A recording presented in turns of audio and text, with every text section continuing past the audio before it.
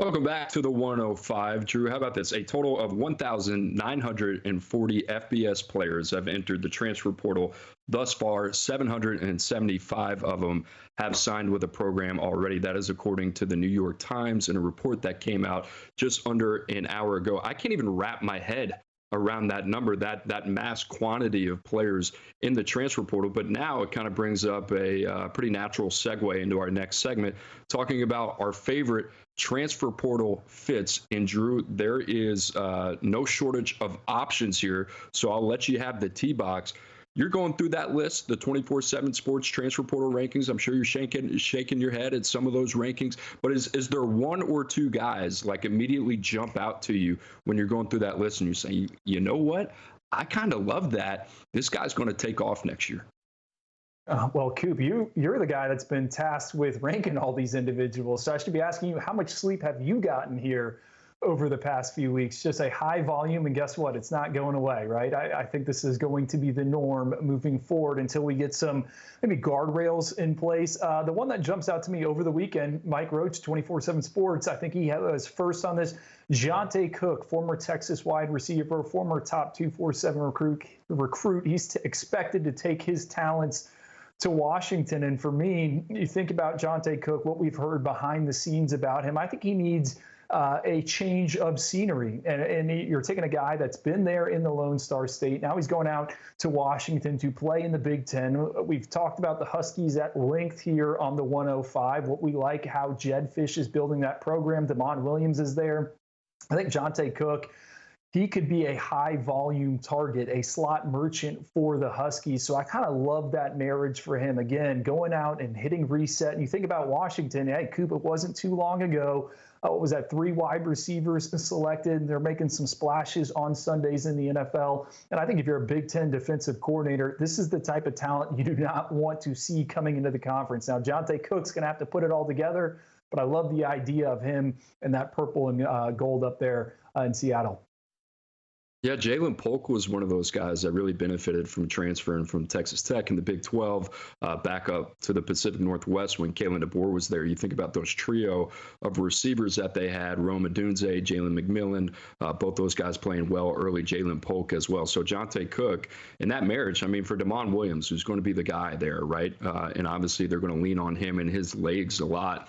But to give him somebody in the RPO quick game, first progression, second progression, it's going to be Jonte Cook out of the slot. So Jedd Fisch, his staff, they've done a tremendous job, man. And I'm really looking forward to the way that they're going to continue to build this thing up in Montlake. Drew, I'm going to go with a name that, we have ranked in the top 40 of our transfer portal rankings. And I think a name that a lot of people just kind of gloss over, but Jaylen Brown was a huge favorite of mine coming out, and a guy that you want to talk about had a rocket attached to his back throughout his senior season coming out of Alabama. We saw him in the Alabama-Mississippi All-Star game. We loved him. He ends up signing with Missouri. He's in the transfer portal just a year later. But who picks him up? South Carolina. We talk about those pass rushers, the job that they have done with that position, even the job that they've done with this cycle in high school as well. Now you add Jaylen Brown. I'm looking at this guy, and Drew, he didn't play that much, but when he did play, the flashes are certainly there. It's a good reminder of why we like this kid. I'm looking at South Carolina, some of the things they're doing, not only on the high school side, but the portal side as well. If they can continue to stack these premium positions, Shane Beamer and company, they're going to continue to be in the hunt for a college football playoff appearance. But I love this kid. I know you're familiar with this kid a little bit too. Yeah, and Gabriel Brownlow-Dindy comes in as well, another kind of interior defensive lineman. What I like about Jaylen Brown is I think he can play multiple techniques up front. But Cooper, you're absolutely right. I mean, the Gamecocks, what has the strength been of that program here under Shane Beamer? It's been that pass rush, and adding a guy like Jaylen Brown, essentially, in theory, could free up Dylan Stewart a little bit. You brought up the high school ranks. I mean, South Carolina volume shot there. I think 8 or 9 front 7 defenders. It's hard to kind of pick a favorite. Donovan Darden, we loved what he was able to do in the Shrine Bowl. They continue to reload there. Coop, the next guy I have circled here, how about Isaiah Horton, wide receiver? We saw him at Miami. He's headed to Alabama. And you think about the Crimson Tide, right? Yeah, Ryan Williams was awesome. I think as the season kind of progressed, he drew more and more bracket coverage. More and more teams figured out, hey, this is how you play Ryan Williams. Isaiah Horton, a big framed X wide receiver, he was productive for the Hurricanes, catching passes from Cam Ward. You talk with some different personnel people out there. They always say these X wide receivers are so hard to get through the transfer portal. Everyone wants that type of size. Yeah, there's a ton of slot playmakers, guys that can create chunk plays, catch and run situations. But in terms of guys that can be perimeter jump ball winners, make contested catches, I think Isaiah Horton checks off that box. I think for Kalen DeBoer and the Crimson Tide, this is a bit of an under the radar pickup. I know he's got a 4-star next to his name, but I could see him having a ton of success there in Tuscaloosa. I thought that hurt Alabama this year. You talked to some people around the program. It was like, how do we relieve Ryan Williams? He can't be at his age the one guy that we rely upon to win games for us. So they go out, they get some size. You mentioned it, how hard that is to find, why it's so coveted in the transfer portal. They needed a big guy on the perimeter that they could go to. We'll see what happens with the quarterback situation. Will Jalen Milroe come back? Will he opt for the NFL draft? Will be interesting. Maybe it's Keelan Russell, Dylan Lonergan's out of there as well. So Alabama's quarterback situation certainly going to be something to keep an eye on. But that being said, receivers aplenty there, and smart of them to load up on a talent like Isaiah Horton. Drew, the next guy that I think you and I are very, very excited about. You obviously know Florida very well. I know LSU very well. Jack Pyburn, he goes from Gainesville to Baton Rouge, and one of our top edges, a top 50 player in the cycle, also a top 10 edge as well. And really coming out, Drew, we saw this guy. It was high floor. We said, okay, he can contribute. He can be a rotational guy. The more you watch him, obviously the motor stands out, but there is more to him athletically than I think I thought. And then you think about LSU, what they had in Braden Swinson. He was kind of one of those guys, not a cast-off, but certainly talented guy coming from Oregon. LSU's getting another crack at it with Jack Pyburn. And Drew, this is one of those guys that I think could really kind of play himself into one of the more renowned pass rushers in the Southeastern Conference and really make a lot of money for himself, which I'm sure he's already done. But Sunday as well. I love this kid, love the tenacity, love the way he flies off the football. A top 50 player, but one of those kind of underrated guys that I think is going to take a next step at his new stop. Yeah, late bloomer coming out of high school. The Bowl School there in Jacksonville, same program that produced Mac Jones, was committed to Memphis. Florida State came in late. And Cooper, you said it, right? His evaluation coming out, all right, hard-nosed program type of guy. They used him, Florida did, situationally as a fullback late in the year when they really got things kind of churning after the bye weeks.